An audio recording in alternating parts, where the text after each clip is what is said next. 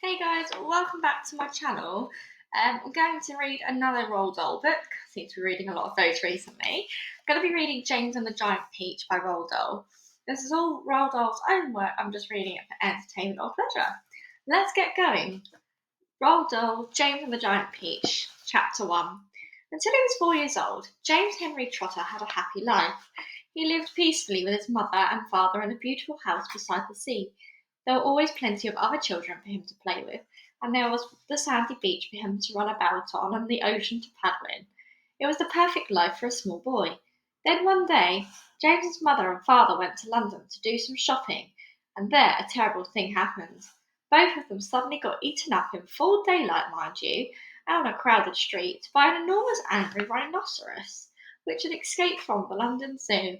Now this, as you can well imagine, was rather nasty experience for two such gentle parents, but in the long run it was far nastier for James than it was for them. Their troubles were all over in a jiffy. They were dead and gone in 35 seconds flat. Poor James, on the other hand, was still very much alive, and all once he found himself alone and frightened in a vast unfriendly world. The lovely house by the seaside had to be sold immediately, and the little boy, carrying nothing but a small suitcase containing a pair of pyjamas and a toothbrush, was sent away to live with his two aunts.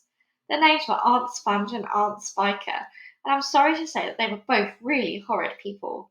They were selfish and lazy and cruel, and right from the beginning they started beating poor James for almost no reason at all. They never called him by his real name, but always referred to him as "you disgusting little beast," or "you filthy nuisance," or "you miserable creature," and they certainly never gave him any toys to play with, or any picture books to look at. His room was bare as a prison cell. They lived, Aunt Sponge and Aunt Spiker, and now James as well, in a queer ramshackle house on the top of a high hill in the south of England. The hill was so high that from almost anywhere in the garden James could look down and see for miles and miles across a marvellous landscape of woods and fields. And on a very clear day, if he looked in the right direction, he could see a tiny grey dot far away from the horizon, which was the house that he used to live in, with his beloved mother and father.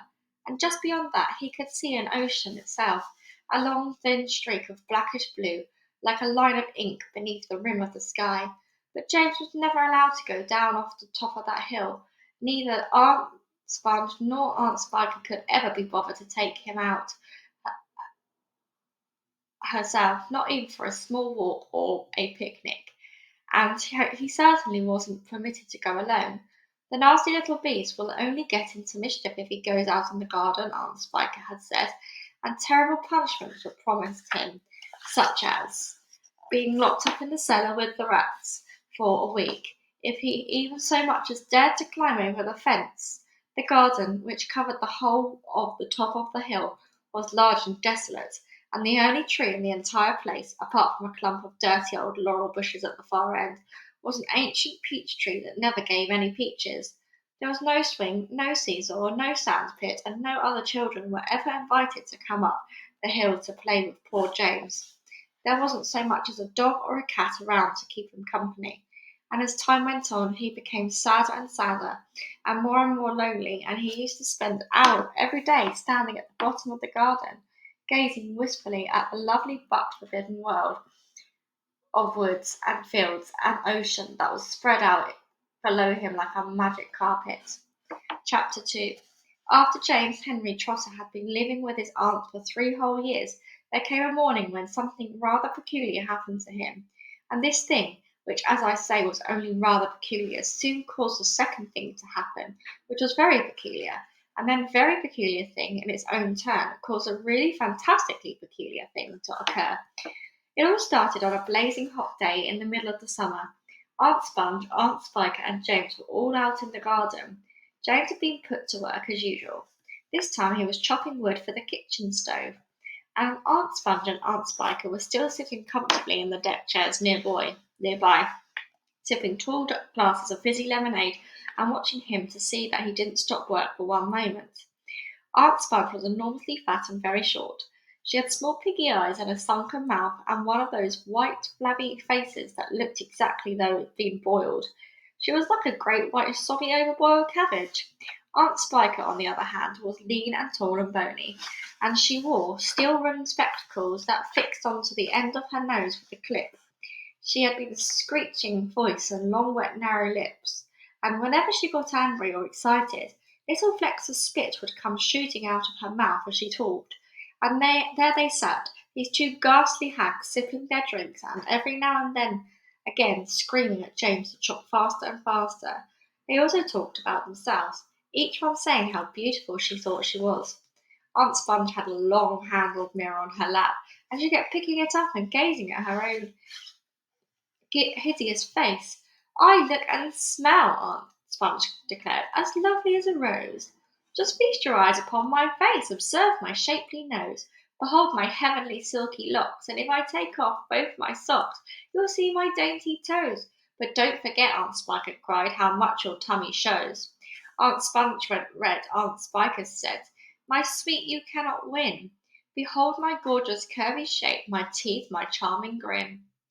Oh, beautiful me, how I adore my radiant looks, and please ignore the pimple on my chin. My dear old trout, Aunt Sponge cried out, you're only bones and skin. Such loveliness as I possess, can I only shine in Hollywood. Aunt Sponge declared, oh, wouldn't that be fine? I'd capture all the nation's hearts, they'd give me all the leading parts. The stars would all resign. Think you'd make, Aunt Spiker said, a lovely Frankenstein. Poor James was still slaving away at the chopping block. The heat was terrible. He was sweating all over. His arm was aching. The chopper was a large, blunt thing, far too heavy for a small boy to use.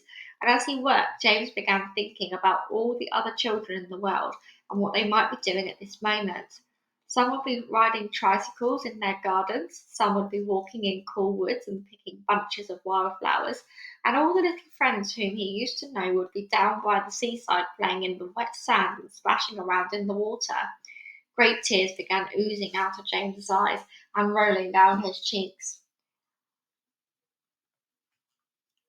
He stopped working and leaned against the chopping block, overwhelmed by his own unhappiness. What's the matter with you? Aunt Spiker screeched, glaring at him over the top of her steel spectacles. James began to cry. Stop that immediately and get on with your work, you nasty little beast, Aunt Sponge ordered. Oh, Auntie Sponge, James cried out, and Auntie Spiker, couldn't we all please just for once go down to the seaside on the bus? It isn't very far, and I feel so hot and awful and lonely. Why, you lazy, good-for-nothing brute, Aunt Spiker shouted. Beat him, cried Aunt Sponge. I certainly will, Aunt Spiker snapped. She glared at James, and James looked back at her with large frightened eyes. I shall beat you later on in the day when I don't feel so hot, she said. And now get out of my sight, you disgusting little worm, and give me some peace. James turned and ran. He ran off as fast as he could to the far end of the garden and hid himself behind that clump of dirty old laurel bushes that we mentioned earlier on. Then he covered his face with his hands and began to cry and cry. Okay, I'm going to read the next chapter and then stop there, okay? It's very short. Chapter 3. It was at this point that the first thing of all, the rather peculiar thing that led so many other much more peculiar things had happened to him. For suddenly, just behind him, James heard a rustling of leaves, and he turned around and saw an old man in a funny dark green suit emerging from the bushes. He was a very small old man, but he had a huge bald head and a face that was covered all over with bristly black whiskers. He stopped when he was about 3 yards away, and he stood there leaning on his stick and staring hard at James. When he spoke, his voice was very slow and creaky. Come closer to me, little boy, he said, beckoning James with a finger. Come right up close to me, and I will show you something wonderful. James was too frightened to move. The old man hobbled a step or two nearer, and then he put a hand into the pocket of his jacket and took out a small white paper bag. You see this, he whispered, waving the bag gently to and fro in front of James's face. You know what this is, my dear. You know what's inside this little bag. Then he came nearer still, leaning forward and pushing his face so close to James that James could feel the breath on his cheeks. The breath smelled musty and stale and slightly mildewed like air in an old cellar. Take a look, my dear, he said, opening the bag and tilting it towards James. Inside it, James could see a mass of tiny green things that looked like little stones or crystals, each one about the size of a grain of rice. They were extraordinarily beautiful, and there was a strange brightness about them, a sort of luminous quality that made them glow and sparkle in the most wonderful way. Listen to them, the old man whispered. Listen to them move. James stared into the bag, and sure enough, there was a faint rustling sound coming up from inside it. And then he noticed that all the thousands of little green things were slowly, very slowly stirring about and moving over each other as though they were alive. There's more power and magic in these things in there than all of the rest of the world put together, the old man said softly. But, what are they? James murmured, finding his voice at last. Where do they come from? Aha, the old man whispered. You never guessed that. He was crouching a little now and pushing his face still closer and closer to James until the tip of his long nose was actually touching the skin on James's forehead. Then suddenly he jumped back and began waving his stick madly in the air. Crocodile tongues, he cried. 1,000 long slimy crocodile tongues bored up in the skull of a dead witch for 20 days and nights with the eyeballs of a lizard, and the fingers of a young monkey, and a gizzard of a pig, the beak of a green parrot, the juice of a porcupine, and 3 spoonfuls of sugar. Stew for another week, and then let the moon do the rest. All at once he pushed the white paper bag into James's hand and said, Here, you take it. It's yours. Okay, guys, thank you so much for listening. That is chapter 1, 2, 3, and 4. If you're reading the same version of mine, we're on page 13. Unlucky for some, but lucky for us. Thank you so much for listening, guys, and I will see you next time.